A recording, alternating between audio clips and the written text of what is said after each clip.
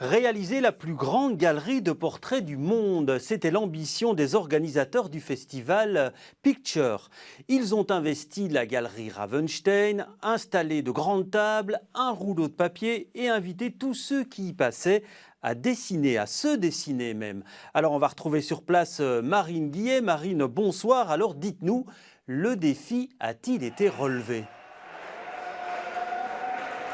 Vous devez l'entendre certainement derrière moi parce qu'il y a des cris de joie. Effectivement, le défi a été relevé avec 1163 mètres de fresques et quelques 5815 portraits. C'est réellement un record du monde qui a été battu, en tout cas celui de Monaco, puisqu'il avait quelques 600 portraits réalisés. Et je me trouve justement à côté de Yves Anossé. Vous travaillez pour l'ASBL Patrimoine à Roulette. Expliquez-nous un peu cet objectif de cette fresque multicolore et surtout immense. Écoutez, d'abord on est joyeux, on est ravis d'avoir réussi à relever ce record. Je suis désolé, on a 10 jours de fresques derrière nous avec des milliers de personnes qui sont venues dessiner avec nous, qui ont donné de leur temps, qui se sont accrochés le regard l'un à l'autre, même sans se connaître, ou par contre en famille ou en bande d'amis.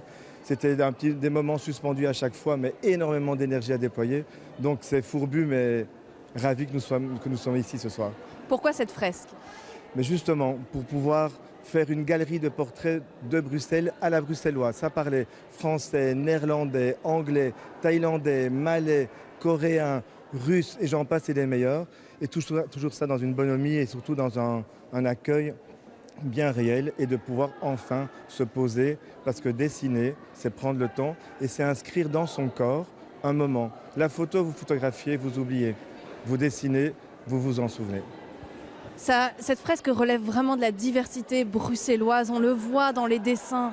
Oui, absolument. Et ce qui est chouette, c'est qu'un festival comme le Picture Festival ait permis ça grâce à l'ASBL Mont des Arts, de pouvoir clamer haut et fort cette diversité dans la créativité. Et ça, c'est bingo. Racontez l'une ou l'autre petite histoire qui vous ont touché cette semaine. Oh, il y en a eu énormément, parce que la semaine, on travaillait plutôt avec les écoles et avec les nafteurs qu'on attendait dès 8h du matin en leur disant « Venez, prenez le temps, venez dessiner, rejoignez-nous ». Et le miracle opérait. À la pause de midi, ils revenaient entre collègues pour se dessiner, avoir des fous rires magnifiques entre personnes qui se connaissaient ou qui ne se connaissaient ni d'Ève ni d'Adam. Alors on a eu des rencontres avec une maman aveugle qui a dessiné ses enfants en étant simplement un petit peu coachés, des enfants dysphasiques ou même autistes qui prenaient le temps d'oser regarder et de se plonger dans le regard de l'autre, ou de prendre une main qui ne lui appartenait pas pour dessiner une troisième personne. Des anecdotes comme ça et des moments de vie, on en a eu plein les mirettes. Dites-nous un peu où est-ce qu'on pourra voir cette fresque, si c'est vrai. Ah, alors ça c'est vraiment notre rêve le plus cher. D'ailleurs, je fais un appel à la communauté, dans le sens où vous pouvez envoyer vos idées. Ce sera au Mont des Arts, mi-2020. Si vous avez des idées, vous contactez Marie, la directrice du festival, à l'adresse hello@picturefestival.be. Merci beaucoup Yves pour toutes ces explications. On l'a dit, une fresque colorée, multiculturelle, surtout intergénérationnelle. Je ne vais pas vous cacher, on a fait nous aussi un petit dessin.